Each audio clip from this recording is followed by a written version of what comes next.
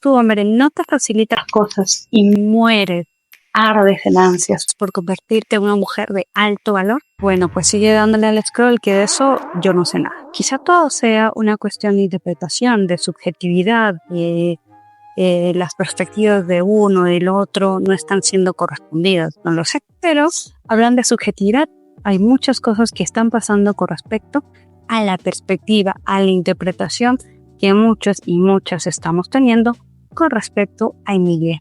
Lo que sí podemos decir de Emilia Pérez, la Emilia Bernás, que indiscutiblemente ella sí es arte, es que por más que nos digan que estamos sujetos a interpretar como querramos la película, sí hay un discurso, sí hay un mensaje, y eso es indiscutible. Arte es subjetivo, te dicen, como si esas tres palabras pudieran eludir cualquier tipo de responsabilidad frente a cómo caracterizamos a ciertos personajes. Bien, convengamos que el arte sí es subjetivo, pero ¿hasta qué punto decir que el arte es subjetivo convierte en una forma de ignorancia cuando se trata de abordar temas tan sensibles como la subjetividad trans? La subjetividad es ese maravilloso concepto que nos dice que aunque todos estemos viendo o viviendo lo mismo, lo estamos viendo y viviendo de manera diferente. Es decir, que por más que entre tú y yo exista igualmente un solo corazón, pulmones, hígado, páncreas, mi realidad, si es diferente a la tuya en un pequeño factor o en varios elementos, va a ser que nuestras subjetividades, nuestras perspectivas de una misma existencia, de un mismo tiempo-espacio, sea totalmente diferente. ¿De qué manera entonces la subjetividad trans se está viendo afectada, hasta cierto punto vulnerada en la película Emilia Pérez? Tomemos de referencia la película Una mujer fantástica del 2017. La protagonista, Marina, es una mujer trans chilena que tras la muerte de su pareja, con la que estuvo aproximadamente 5 años, ve cómo todo en su vida se ve trastocado. También por la mirada que tienen el sistema con respecto a las sensibilidades, a las subjetividades trans, que van a hacer que ni siquiera los procesos de luto que se dan tras una pérdida puedan llevarse por ella de una manera normal, regular, que podría ser cualquier persona, ¿no? En Chile, la violencia de género y la discriminación trans son tan reales como el aire que respiramos. Son elementos totalmente palpables. La subjetividad trans de Marina no tiene únicamente que ver con su proceso personal. Hay una transacción, una bifurcación, los espacios en los que ella habita y desde los cuales asume un posicionamiento con respecto a su identidad de género, su identidad sexual. Marina a lo largo de su vida no solo ha luchado para ser aceptada, sino también para poder sobrevivir. Y esa lucha, esa vivencia, está totalmente marcada por elementos muy propios de la sociedad chilena. El catolicismo y el machismo son secuelas que corresponden al colonialismo que ha habido en países de Latinoamérica. Evidentemente, entonces, esto hace que las poblaciones trans se vean mucho más vulneradas por estos discursos en los cuales o desde los cuales se los enuncia no solo como seres incompletos, sino también como seres detestables, indignos de tener lo mínimo, lo básico que tienen los cisgénero. Es decir, poder transitar por la pérdida, el dolor que te provoca que tu pareja no esté de manera normal. Y esto le hace cuestionarse muchas cosas. Si en verdad la historia que vivió con su pareja durante 5 años fue tan genuina para él como lo fue para ella. Cuestionarse cómo lo conoció, cómo se dieron las cosas, quién es ella tras él, qué es ella después de su muerte. Entonces todo eso le va a hacer cuestionarse de muchas formas. Es una película muy poderosa, con metáforas visuales muy interesantes y que incluso aceleró la ley de identidad de género en Chile tras su estreno. Ahora pasemos a Emilia Pérez, esa curiosa película. Aquí tenemos una mujer trans mexicana, interpretada por una actriz trans española, lo cual por supuesto hace que comiencen a darse algunas alarmas. Nos han dicho que no nos preocupemos, que lo importante es la historia que se pueda contar, que no es tan importante que sea representada por una actriz que conozca de forma cercana el contexto, que tenga siquiera el acento, que pueda generar en los espectadores latinoamericanos y sobre todo las subjetividades trans ese proceso de identificación con la historia que se nos relata y se nos cuenta. Nos dicen, esperen, wait, la historia es lo importante. Estos factores de quién interpreta a Emilia Pérez no lo son tanto. Porque claro, las sensibilidades y las subjetividades trans son exactamente las mismas a nivel heteronormativo de la colonia. Una mujer trans europea puede interpretar a una mujer trans mexicana sin conocer nada del contexto y el producto va a ser exactamente el mismo. Es lo que nos quieren contar. Ese no solo es el principal problema,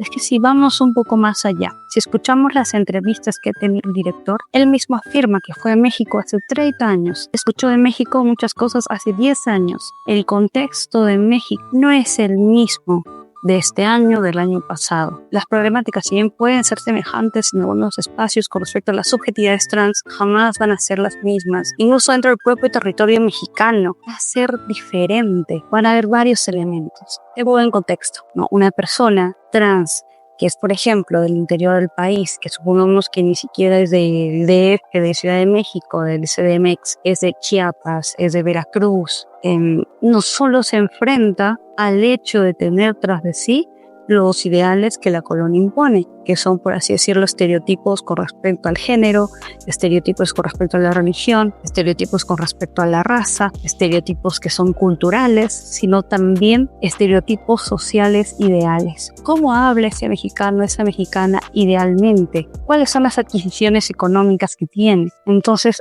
hay más cosas que tiene que enfrentar, por más que sean del mismo país. Esa es la subjetividad. Por más que tú habites un mismo espacio, igual que otra persona, tu vida, tu recepción de la realidad no va a ser la misma, porque hay muchos factores que bifurcan, que se cruzan, que se entrelazan en tu propia existencia, que va a hacer que no se parezca a ninguna otra. Sin ese conocimiento, ¿cuál es el resultado? El resultado es que nos cuentan una historia que pretende ser revolucionaria, que pretende tocar un tema tan sensible como lo que es la identidad de género, la libertad sexual dentro de México, ignorando el machismo que caracteriza a las sociedades que han sido parte de colonias europeas. El resultado es entonces una película que quiere ser inclusiva en la forma, pero en el fondo es hueca. En contrapunto, la historia de Marina sí aborda, sí toma en cuenta todos esos elementos y cómo esos elementos que deja tras de sí en una sociedad, en un país, el fantasma en la colonia, hacen que su contexto y cómo se enfrentan las realidades que vive tras la partida de su pareja pueda tener sus propias características. Nos quedan muy claros los elementos a los que se enfrenta Marina. Estuvo 5 años con un hombre, viviendo con él, conociéndolo, pero tras su partida no tiene legalmente ningún derecho a sus propiedades, no tiene legalmente ningún derecho a tener algún tipo de protección económica, no tiene ni siquiera derecho al perrito o la perrita que adoptaron ambos y que ella crió y que es parte de su familia. No tiene ni siquiera derecho a ver qué es lo que él tenía en su gaveta, en el gimnasio, en el espacio en el que él murió. No tiene ni siquiera derecho a ir al funeral de la persona que fue su pareja. Entonces todos esos elementos tienen que ver con su propia subjetividad, el espacio desde que conocemos el luto por el que atraviesa Marina desde su propia perspectiva y subjetividad trans en Chile. La sociedad chilena y cómo es con respecto a las subjetividades trans nos queda retratada de una forma clara, precisa, que no tiene Emilia Pérez, porque el entorno se vuelve muy difuso. No sabemos exactamente cuál es el entorno. Y luego, oh sorpresa, vemos que ni siquiera la película se rodó en México. No tiene los escenarios de México. Ha sido recreada en estudios cerrados o en estudios abiertos que han dicho, veamos cómo son las sociedades en México. Vamos a poner ese tono sepia o ese tono ya que los colores naranjas, cobres, ocres se van mucho más intensos. Y vamos a ignorar el tener que revisar sus estructuras particulares, porque también en la colonia hay espacios sociales que tienen gran poder. Y lo sabemos, si nos remitimos a pensar en nuestra ciudad, hay un espacio que caracteriza a tu ciudad. Históricamente, eventos sociales son llevados ahí. Eso no está en Emilia Pérez. Lo que hace que nos podamos conmover en Una mujer fantástica es que la lucha de Marina se siente real. El luto que le niegan transitar a Marina es real, es genuino. Se apoya en el conocimiento del contexto social, histórico. Se apoya en el espacio, no solo para que quede muy bonito, sino para que las metáforas cobren poder, porque se conoce el lugar que se está enunciando. Incluir el contexto en todos sus sentidos, social, histórica, simbólicamente, hace que se transforme en una historia colectiva. ¿Cómo es transitar una subjetividad trans en Latinoamérica? ¿Y cómo es transitar por el luto desde esa particular experiencia? Si me cuentas, Emilia Pérez, que la historia es la de un narcotraficante apodado Manitas, que no se queda muy claro por qué se quería escapar, que quería escapar porque, encontró la oportunidad de cumplir su muerte y al fin convertir su sueño en realidad de ser mujer. Si me cuentas que muchas mujeres trans en Latinoamérica se van a identificar con el haber sido narcotraficantes, el haber desaparecido personas, el haberlos desvivido, el haber lavado dinero y luego convertirse o transicionar y después comenzar a tratar de enmendar este error, haciendo fundaciones y traer a sus exparejas para que estén cerca, me quedaría aún la duda de cuántas subjetividades trans en Latinoamérica se van a poder identificar con esa historia. Así que espero que quede claro una cosa: el contexto no es accesorio, el contexto no es un bolso, el contexto no es joyería, el contexto no es un acompañante al que invitas al cine porque tu cita principal te falló, no son unos zapatos que fácilmente puedes reemplazar. El contexto es la base de la historia, y sin un buen contexto tu representación es hueca y hasta ofensiva. ¿Cómo es ser trans en una sociedad tan machista, tan patriarcal, tan estereotípica, tan ofensiva, tan violenta como puede ser la sociedad mexicana? No hay una lucha genuina, no hay un mirar ese espacio que se haya hecho ni siquiera desde el respeto. Y no importa cuántos premios ganes, cuántas nominaciones tengas, no se puede ignorar. Esa falta va a estar presente. La idea es que a partir de ahora este tipo de películas podamos retomar nuestras propias historias y crearlas y versionarlas. Miremos nuestra historia, miremos nuestros duelos, nuestras pérdidas y volquémoslo en arte y contemos con nuestra propia voz y sentir sin que ésta sea arrebatada por un otro que nos enuncia desde el estereotipo.